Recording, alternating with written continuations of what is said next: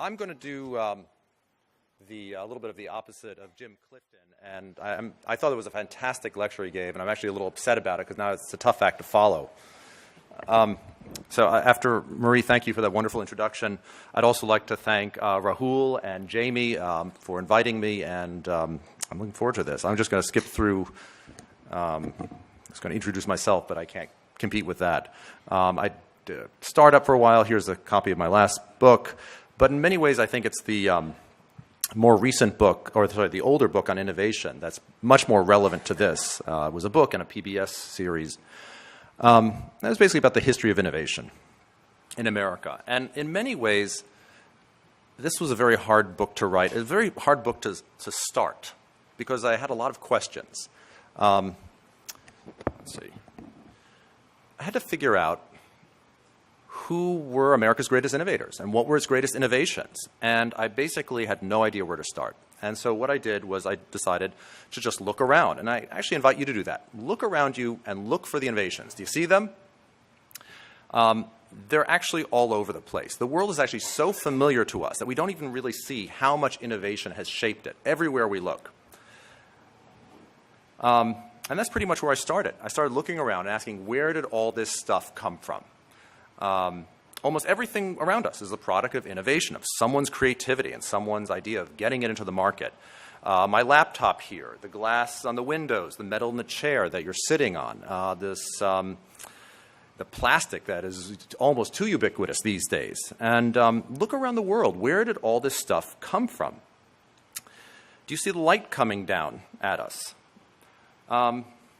It really wasn't until Thomas Edison innovated the first system for an incandescent light bulb and then produced the electricity that was cheap enough for people to use that people got electric light. You know, a lot of people think that Edison created the light bulb. He actually did not invent it. The light bulb had actually been around before he was even born.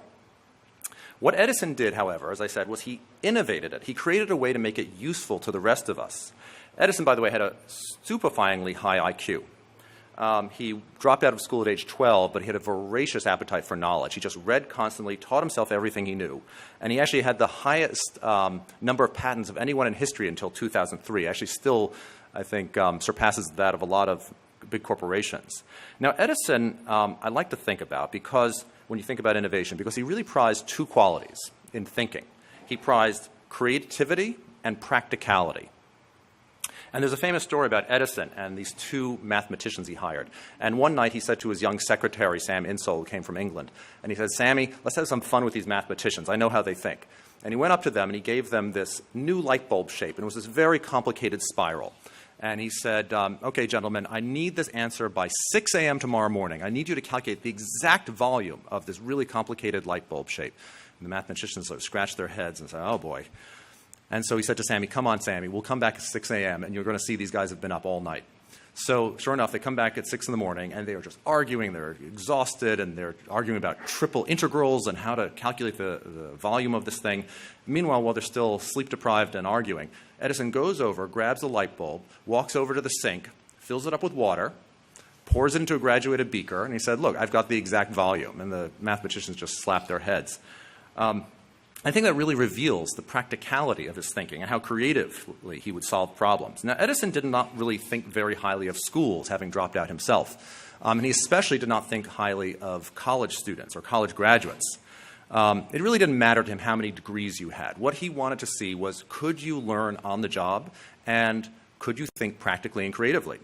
And so he made up a test of 150 questions for every single college graduate who actually applied to him for a job. And now, since I'm actually a professor, I thought we'd start off with a pop quiz. So please clear your tables.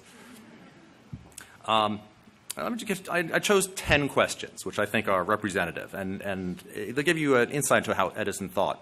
So the first question is, what city in the U.S. is noted for its laundry machine making? Any guesses?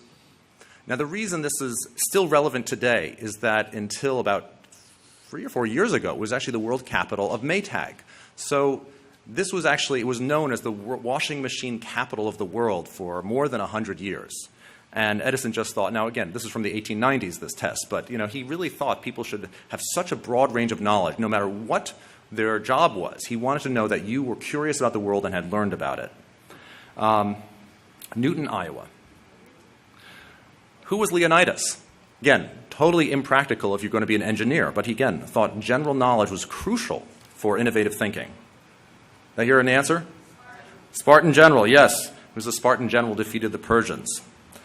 Who invented the logarithm? You've probably heard of this, have not used it since high school, but it's something people use. A British mathematician named John Napier. Where's Magdalena Bay? Baja, California. What is the first line of Virgil's Aeneid? Again, why is the inventor of so many different things worried about and thinking about classical Latin? The answer is arma virum cano, and if you get note in English, you get partial credit. What is the weight of the air in a room 10 by 20 by 30? I mean, I've got no idea, but Edison apparently had memorized that it's 0.057 pounds per cubic foot, so he gets the answer. Okay, this is probably a harder question back in the 1890s. Where's Korea? My students, they all do seem to know this. Who composed Il Trovatore? This one you know? We still listen to this today. Giuseppe Verdi.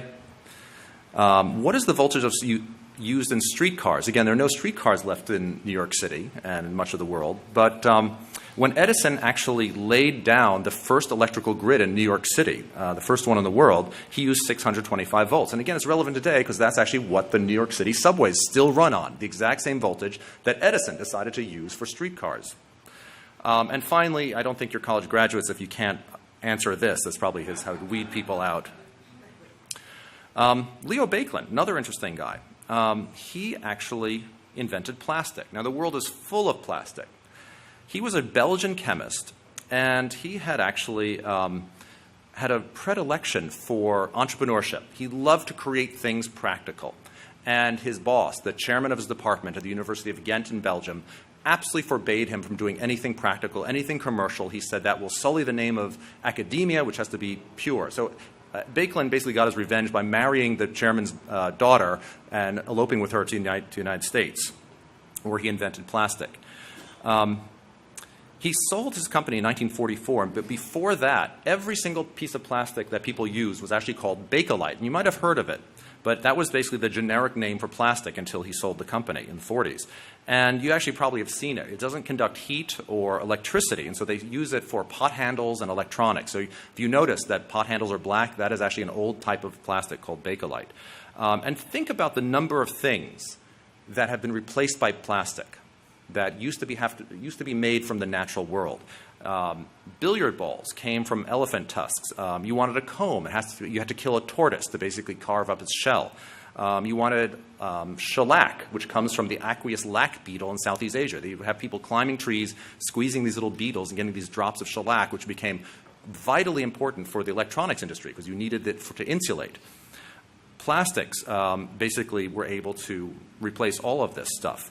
There was actually a story of billiard balls, all used to be made of actual ivory. And even in the 19th century, there was a big crisis because too many elephants were being hunted. And there was a competition, and a billiard ball company in Brooklyn actually said, we will pay $10,000, a lot of money back then, to anyone who can come up with a suitable replacement for ivory. And so an inventor came up with a celluloid billiard ball. And celluloid apparently worked very well. And when I was researching the book, I came across this very interesting letter from a saloon owner in Wyoming.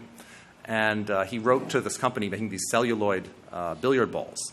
And he said, this is a wonderful material. It has the right heft, the weight, the feel of real ivory. Now, there's one problem with celluloid, I have to tell you. If it gets bumped too hard, it gets too hot, it actually explodes. So the saloon owner wrote, it's a great substitute for the ivory billiard balls, but the problem is if they bump together too hard, there's a little explosion. Every single man in my saloon reaches for his gun. But so far, no one's been shot, but could you deal with this problem? So think about it. How expensive ordinary things is. Think about what that would do to literacy when you actually had to kill an animal for its shell to make a pen. When if you want to comb your hair, you had to kill an animal to do this. Baekeland basically created a new technology to solve these problems. And again, his approach was, there's a big problem here. How can I solve it? People can't afford basic things, and if I create a solution out of chemistry, I can actually solve this problem. You all know who Steve Jobs and Bill Gates are. Steve Jobs helped co-found Apple, which makes my computer. If you use a Windows machine, Bill Gates basically produced the software that runs it. They actually, these computers run on silicon chips, which were first microprocessors, which were actually developed right across, out of transistors, right across the river at Bell Labs. They created the first transistors. And it was a little company in California, Intel, that figured out how to actually turn these little wafers of silicon into microprocessors, which were little computers. In the early 70s, there was actually a computer scientist named Gary Kildall, and he came to Intel. He was consulting for them, and he said, look, I'm a computer scientist. You don't realize what you have on these little chips. This is an entire computer. This will solve a need for people to have personal computers. And basically, he was told by the leaders of Intel, well, look, this is maybe good for controlling traffic lights and things, but no one wants a personal computer. So Kildall said, look, can I keep the rights to the operating system? So he wrote the first operating system for a microcomputer. And he started a company in Silicon Valley, or just south of it, called Digital Research, and it did so well that Kildall eventually sold the company for $90 million. Unfortunately, he's gone down in history as the man who could have been the richest man in the world, because one day in 1980, IBM came to see him, and they were a little cagey about what they wanted to do, but it was pretty clear they wanted to make their own microcomputer. And they had a little bit of a trouble dealing with Kildall, because being a California, Silicon Valley area company, people in his company did things like wear togas to work and ride their roller skates around the office, and IBM, the uniform was a dark suit, dark tie, and a white shirt, and they just thought they were all unreliable hippies. So it turns out that someone at IBM actually knew Bill Gates' mother, and they went up to Seattle and they said, we're trying to build this computer. We're not really sure we can make a deal with your friend Gary Kildall. So Gates and Kildall were actually friends. And Gates saw an opportunity, and he realized more than anyone else how much the IBM PC would be a big deal. And he actually also learned that someone in Seattle had cloned Kildall's operating system, a man named Tim Patterson. And he called it QDOS, and QDOS stood for Quick and Dirty Operating System. He left some stuff out of Kildall's really beautifully programmed system, and so it had some reliability issues, but Gates thought he could get over that. So without telling Patterson why, he said, I'd like to buy your operating system. And Patterson said, great. I kind of just cloned the system, pirated it almost, and sold it to Bill Gates. Basically, Gates said, okay, turns to IBM and said, I actually do have an operating system. I thought I didn't, but I actually do. And he said, well, we can't call it Quick and Dirty Operating System. Let's just change it, DOS, to Disk Operating System. We'll call it MS-DOS. So long story short, the IBM PC was a smash hit, and Gates is now worth more than $93 billion. Gates, again, like Edison, who did not invent the light bulb, Gates did not invent the PC operating system. But he saw a way of turning it into an innovation beyond Kildall's or even IBM's wildest imagination. And he did that actually with IBM by actually insisting that they license the product from them rather than buy it outright. By the way, it's not even worth Bill Gates' while to bend down and pick up $100 bills. I calculated that the interest on his money alone comes out to about $150 a second, so it's not worth to spend the 3 seconds to bend down. So while we're working on this, obviously it was, this story is well known in Silicon Valley. There are various versions of it. We got Kildall's family to work with us closely on it. But we were actually paranoid, my co-author and I, about being sued. And we did want to get every single detail in this right. So we're not sued by Bill Gates. We were actually sued by Tim Patterson, who insisted that he was the real father of the operating system. Unfortunately, a federal judge ruled that truth is an absolute defense against libel. So we won. Now, I know these are fun stories and interesting pieces of history, but how useful are they to us? Are there general principles of innovation? And can we call upon use these principles to become more innovative ourselves?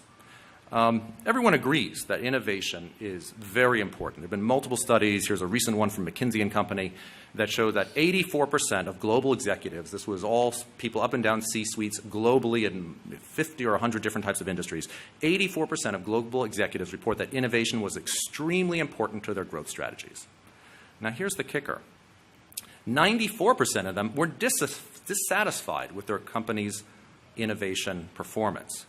That's a staggering number. Why is there this disconnect between this desire to be innovative and then this problem that no one's actually able to live up to expectations? How can something of such vital importance,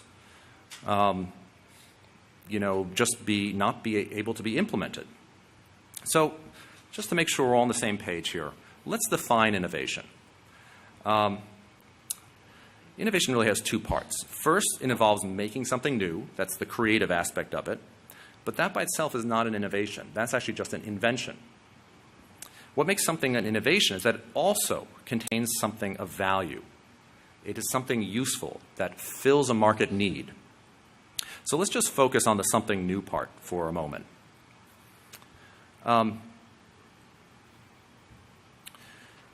And where does creativity come from? How do people be more creative? And where is it? Where do we get these ideas? Well, it turns out they come from the anterior superior temporal gyrus, which is right above the right ear. At least that's the part of the brain that lights up whenever anyone has to do something creative. What's fascinating about this is that people you feel most stuck just before this area starts lighting up.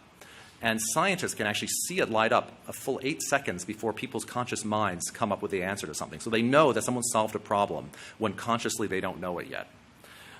Now, to study these things, people give subjects basically creativity puzzles inside fMRI scanners, and they ask them to solve these.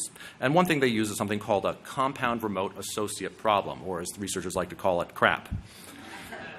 And here's an example of what people look at in people's brains. So this is one example. Can you come up with a word that links these three other words? Age, mile, and sand. Anything come to mind?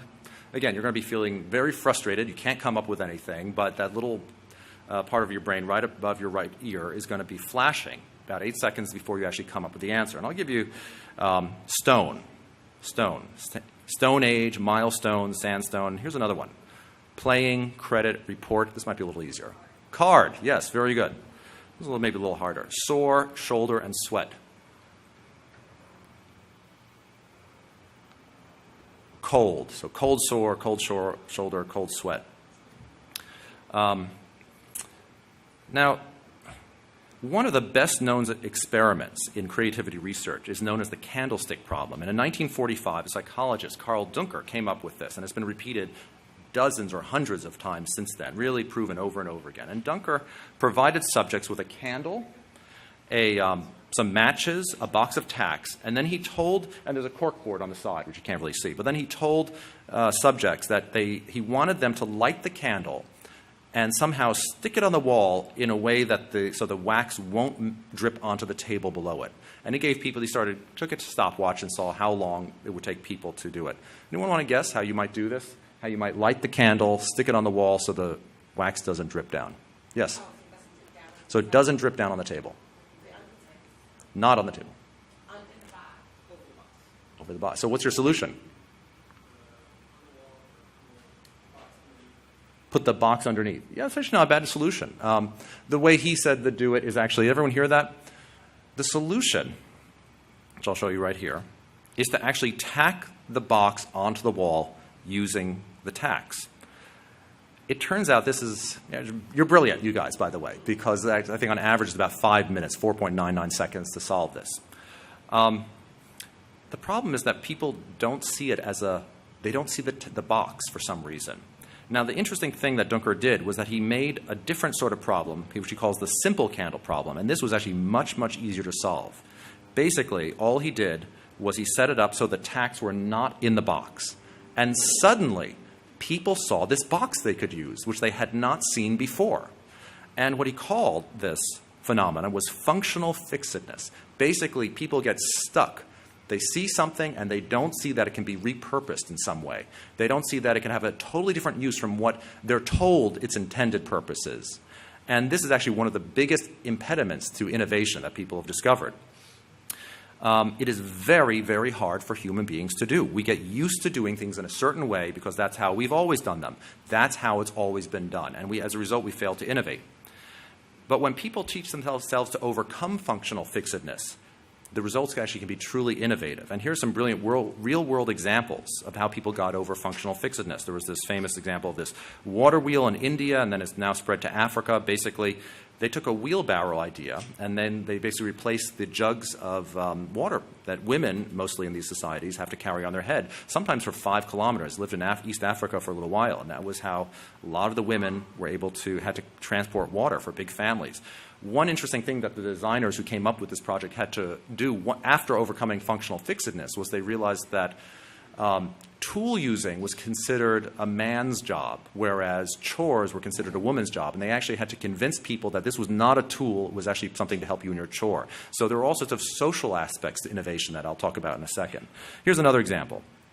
In the Philippines, some entrepreneurs came up with a way of actually providing daylight inside these corrugated shacks where impoverished people were living. And one of the big problems here was lung problems, because people were using kerosene lamps to light their houses. And with small children, they were just breathing these fumes all day long. So they realized if you actually cut a hole in the roof, stick a bottle of water, add a little bleach, they discovered the bleach aspect later, to kill any sort of mold that might grow, it's actually as much light as about 4 light bulbs. It's remarkable because it's very bright there. And so they provided an entirely environmentally friendly way of providing light by just using discarded plastic water bottles. Or here's another one. Some female undergraduates at Harvard a few years ago came up with a soccer ball that actually has a little motor inside, and when you kick it around, it charges the battery and produces electricity. And again, in a lot of developing countries, people have the acceptance and widespread use of cell phones is everywhere, but the number of people with access to electricity is far lower. So people will walk miles and miles just to charge their cell phones. But with this device, people were able to combine one thing with to solve a different problem. So again, you see how people are overcoming functional fixedness. So there's some easy rules that I'll just give you to teach you how to reframe a problem. And the key is to ask yourself, is there another way to think about this problem so I can overcome functional fixedness, which we as human beings just have built into us innately into our brains? And so the answer, I'd say, one of the first helpful rules is reframe a problem.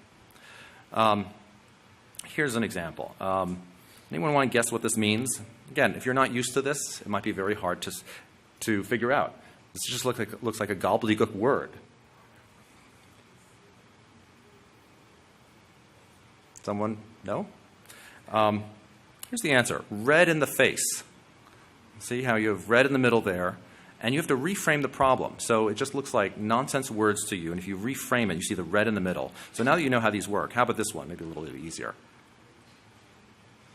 In the back? No U-turn. Yeah. No U-turn. Here's another one, a little riddle. Dylan and Dan, I'm not going to put you all in fMRI scanners to see what's going on in your brain, but I'm sure they're flashing. Dylan and Dan were born on the same day of the same month of the same year. They have the same mother and father, but they aren't twins. How is that possible? Triplets. Yes, very good. Either you've heard this or I have the most brilliant audience I've ever talked to. And I'll just mention one thing. Why does this force you to reframe? Because the word marry actually has 2 different senses. One is to get married, and the other one is to officiate a marriage. So you have to you assume something means something or goes a certain way, and actually you have to, if you think about it a different way, you can actually suddenly solve a problem. A man has married 20. Sorry, I got this wrong. Mother and father triplets. I just gave away the answer to this. So a man has married 20 women in a small town. All the women are still alive, and none of them is divorced. The man has broken no law. So who is this? So it's a priest, rabbi, minister, imam, basically someone officiating the marriage. And so with this, you have to overcome the functional fixedness of the word marry. Another rule of thumb, second one I'll give you, is think laterally. This was popularized by the creativity researcher Edward de Bono. And it's basically the ability to make separate ideas coexist in the mind at the same time. Now, most great technologies and innovations, in fact, come from combining 2 different ideas, 2 totally different fields. And what the great innovators, I've found, have done is they know more than just their own narrow expertise. IBM talked about the importance of having a T-shaped worker. So they wanted people who had depth in one field, but they said that's not enough. Like Edison, they had to be broadly curious. And that's how they're able to combine different ideas from outside their field of expertise and then see if they can apply it to what they do know. So, for example, how do you think laterally? So here's some examples. Johannes Gutenberg was actually an expert in wine presses, and he took Chinese technology with printing presses, combined it with European wine presses, and was able to invent movable type. The Wright brothers really were only able to create heavier than air travel because of their knowledge of bicycles, because they ran a bicycle shop. A lot of people don't know this, but these were basically, one of them, Wilbur, was a college dropout. They were living at home in their late 20s. I mean, these were slackers. How did these two slacker brothers manage to solve a problem that the best minds in the entire world could not solve for thousands of years? You actually had the United States national physicist in Washington, D.C., and he got a $100,000 contract right around the same time as the Wright brothers to build a heavier than air aircraft. And there was a big demonstration. The whole press was out there right at the Potomac River. They launched it, and it went about 2 seconds later into the Potomac and crashed. Meanwhile, you have these two brothers out in Ohio, then going to North Carolina. And what they realized was that the big problem wasn't the engine. It was actually controlling the airplane. So what they realized was couldn't just invent an airplane. You actually had to invent piloting at the same time. How do you control an airplane so it doesn't crash?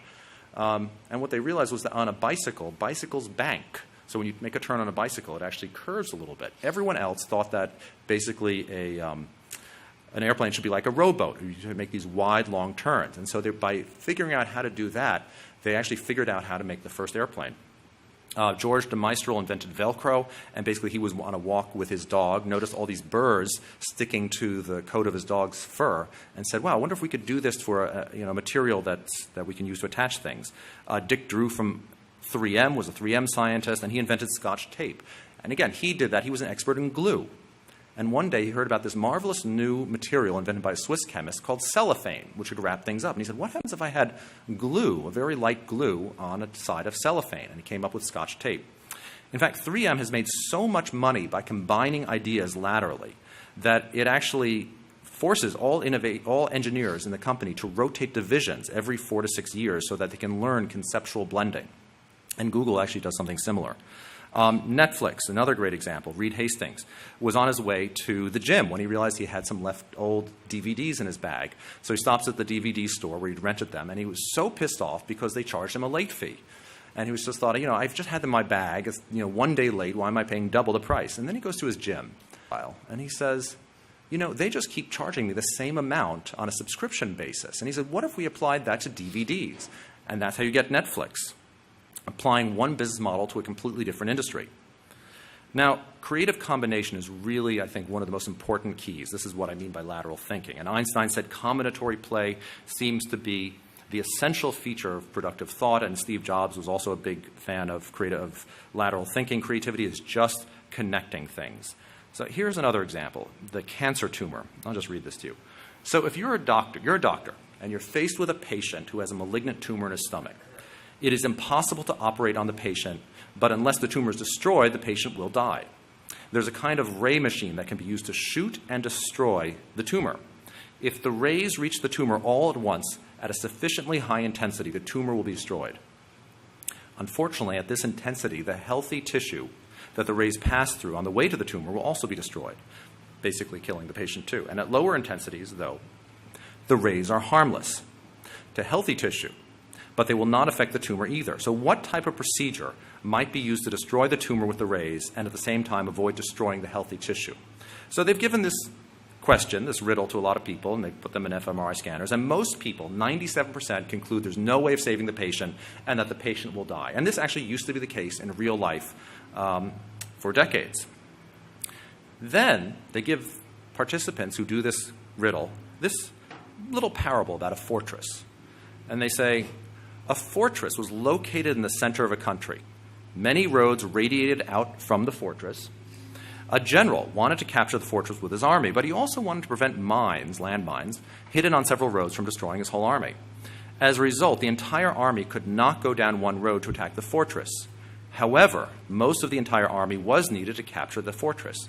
An attack by one small group could not succeed. The general therefore divided his army into several small groups. He positioned the small groups at equal distances from the fortress along different roads, and the small groups simultaneously converged on the fortress. In this way, the army captured the fortress. Now, what's interesting is after giving this, 70% of the people can solve the first problem. Any ideas how to solve the first problem? Yeah. Basically have all the rays converge. It turns out this was actually a real big problem in brain surgery. And this is how the gamma knife was invented. And again, it took a conceptual leap. It took combining ideas from one field, because surgeons basically and basically radiation oncologists would always shoot in one direction. And someone made the leap and said, what happens if we make it, take different smaller strength rays and have them all converge at once? It has saved countless lives these days. So let me talk about the second part of innovation, which is the something useful part. Creating something of value that serves a market need. Now, I'm currently teaching an intensive entrepreneurship boot camp, actually this week, so unfortunately I cannot go on the cruise. I have to go and teach my class. The cruise sounds more fun. And we have a big poster we like to put up at the front of the room when we teach it. And it basically just says this, and I think this sums up the second aspect of innovation. Make something people want. Now, this is actually easier said than done, I'm afraid. Because it turns out that, according to Harvard Business School, Shekhar Ghosh writes that 75% of all startups fail. I've seen different figures, but this actually seems the closest. And this is maybe even more shocking. According to Clayton Christensen, 95% of all new products fail. Basically, no one wanted it. And the reasons for, there's a lot of overlap between corporate innovation and startups. Now, what's interesting is, according to research, these are basically the top 12 reasons startups fail, and this applies equally to new products. It turns out the number one reason is that people 42% cite a lack of market need. Think about what this means. According to Steve Blank, one of the founders of the lean startup movement, more startups fail from a lack of customers than from a failure of product development. Think about what that means. It's really interesting. More companies go out of business not because they didn't deliver a product, but because they didn't find enough customers to pay them the money, and that's a big idea. Turns out that just being good at making something useful does not mean the same thing as just being good at executing. You can't just sort of think, I know how to do this, and I'm just going to push it through. You really have to be as good at problem finding as you are at problem solving. And I teach a lot of engineers, and engineering education is all focused really on problem solving. But what they're not so good at, and what they're realizing increasingly they need to do, is actually problem find. You cannot just be good at problem solving or executing on an idea that someone else gives you and hope to innovate. The problem you find has to be a real problem, something that people actually care about. And again, you'll see that with all the great innovators, and I think you would see that, probably in your daily lives as you do your jobs. Which innovations have really taken off and which haven't? Probably the ones that have actually resonated with people, that really solved their problem. So in the mid-'60s, there was an experiment actually at the Chicago Art Institute which really captured this. And there was a study of art students. And the researchers, actually, Jim mentioned Mahai Csikszentmihalyi, the one who did the first study of flow and how important that is to innovation. So he's the one who actually did this experiment. They asked the students to basically just do a still life. And they put them in a room with a bunch of objects and said, please paint what you see. They provided a whole bunch of objects, and then the resulting painting was judged by an expert panel of famous artists, gallery owners, critics. And one group of students began painting right away, and they called these the Type 1 thinkers. They sat down, took out the easel, saw something, and just painted it. There was another type, however, the Type 2 painters, who acted much more like problem finders.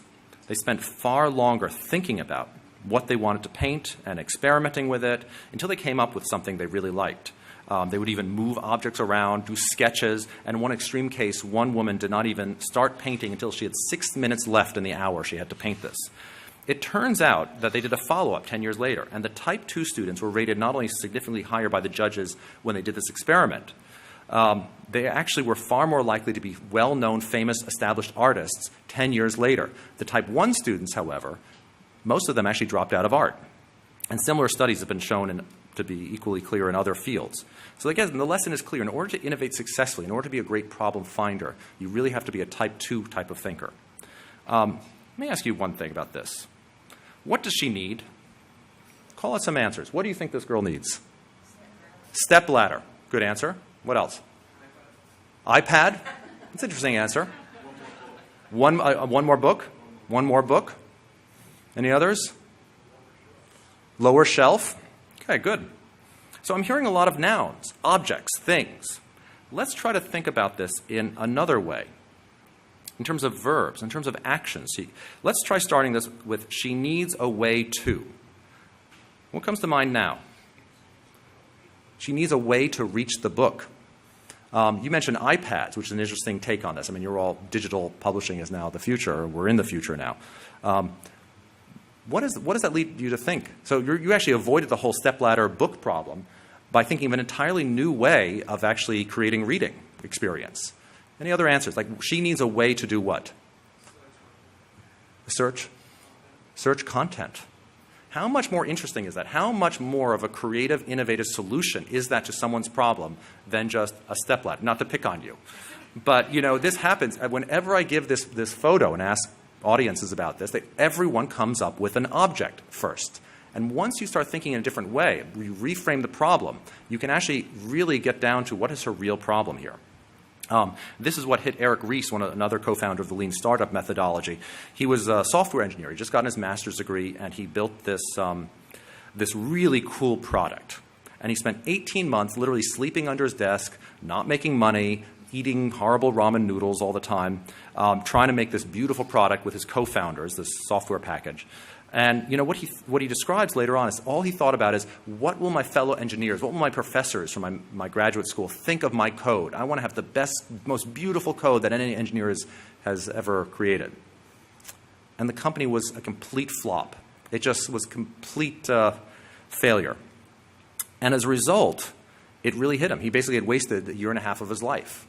And he said, why did I spend all that time obsessing about this product and how beautiful the product was going to be when it turns out there was actually not a single customer for it? And wouldn't there be a better solution to actually see if there's a real need, if there's a real problem before I spent all this time and energy and money and effort? And so the Lean Startup method is actually not just for startups. Lots of big corporations are now incorporating this idea of problem solving and problem finding. What is the real problem you're looking for? One of the best tools I've found to think about this is, again, from Clayton Christensen at Harvard Business School. And we incorporate this a lot into the Lean Startup methodology. They talk about jobs to be done. And he tells a story about a milkshake at McDonald's. Basically, McDonald's was desperate to increase milkshake sales. And they tried everything. They had the chemists making different flavors, more advertising, less advertising. Nothing seemed to boost milkshake sales. So finally they hire the Harvard Business School professor and his colleagues. And the first thing they did was not actually just go in. They just stood outside of McDonald's for about a day and a half, and they just watched. They watched the customers. They watched what people were doing, what are their actions. And they noticed something very strange.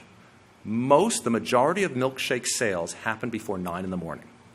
Who was buying milkshakes before 9 in the morning? And many of them around 7:30. And they took some more notes, and they realized that a lot of these people were actually, tend to be men, but single people by themselves, buy a milkshake, jump in a car, and driving off. And they finally talked to them, and they said something very interesting. They started asking them what they're buying a milkshake for. And they asked them, what job are you hiring a milkshake for? And the customers laughed at this question, but they said, I guess I am hiring it for a job. And they said, do you love the flavor? And they said, yeah, the flavor's okay. So what job are you hiring it for? And they said, well, I've got a long commute. It's, an hour more in the car. I need something to do. I get bored just sitting in traffic. And then, and then I get hungry. I don't have a break before lunchtime, so I want something to stick in my stomach for a few hours so I don't get starving around 11 o'clock. And they said, well, what other solutions have you tried? What other foods have you hired to try to solve this problem? They said, well, you're laughing at it. Well, we tried hiring bananas, but those were too mushy. We tried hiring bagels, but those had too many crumbs. We tried hiring donuts, but those don't last at all, especially if they're tasty. So they figured out that the milkshakes, again, they were hiring the milkshake from McDonald's to do a specific job, to keep them from getting bored during a long commute and to tide them over until lunch. And knowing what the customers now were hiring the milkshakes to do, McDonald's actually knew how to tackle the problem.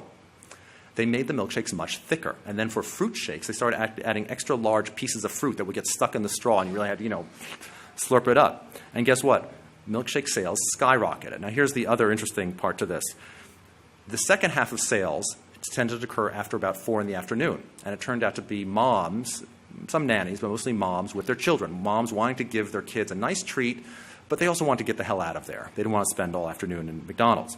So they made them thinner in the afternoon. And again, milkshake sales skyrocketed. They figured out what the job was to be done. Again, this is another way I like of thinking about this.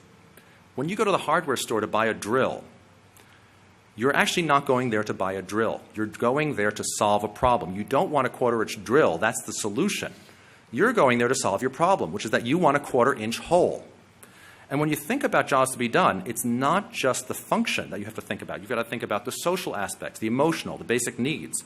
So, for example, with a power drill, a construction worker, maybe a professional construction worker, his job to be done is he needs to be, this tool needs to help him perform like a professional. And it has functional aspects. It actually does have to drill holes. But there's emotional aspects to this, too. I have a colleague whose parents gave her a pink sequined power drill when we went to college. And that's not something, let's be honest, the construction worker is likely to buy. But it has social aspects. I need to convey my professional status. I need to, emotionally, it has to make me feel confident that this will not give out when I'm on top of a tall building. So I like this little quiz. I want you to try to guess the product from the job. So just call out the answer. I want the convenience of shopping online. Call it out when you figure it out. I want to be able to decide how much I will pay for a product. I want an easy way to sell things I no longer need. eBay, yeah. I want an efficient way to share my pictures with all my friends and family. I want to feel in the know about things happening in my social circle. I want a way to connect. Yeah, here, Facebook, great. I want to feel confident when having a close conversation. I want my mouth to feel refreshed. I want to kill the germs that cause bad breath. Listerine, yeah, again. So they're really, if you watch the advertisement, they're very cognizant of these other aspects of selling this product. I want to show I have the latest gadget. I want to be able to get information easily when on the go. I want to kill small snippets of time productively. That's probably what I use it for. iPhone. I want to feel like I'm buying the best for my family. I want to be socially conscious. I want access to high-quality grocery products. And there you've got Whole Foods. I'm not sure if that's the same with Amazon. So when you go through any sort of innovation, any sort of new products, I really want you to think about what is the real job you need to get done. What does your customer need to get done? What is his or her job to be done? What are they hiring your product to do? And again, you need to think about the social, emotional, and functional aspects of this. Even for an online publishing platform, these are crucial things. What do they need to get done? The solution which you're providing is just one aspect of that. So think about this. Can you fill this out? When blank in this situation, our target user wants to blank, get this job to be done, so he or she can do this and get the expected outcome. So I'm almost done. I'm just going to show you a short clip which really gets to the question of what was Facebook created to do? And this is from the movie The Social Network. And Mark, there is a girl in your art history class. Her name is Stephanie Addis. Do you happen to know she has a boyfriend? Have you ever seen her with anyone? And if not, do you happen to know if she's looking to go out with anyone? People to walk around with a sign on them that says so.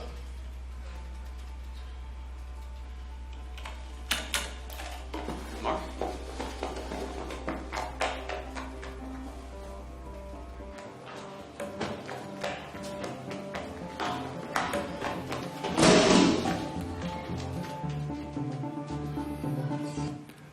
Basically, Facebook was a way to get dates.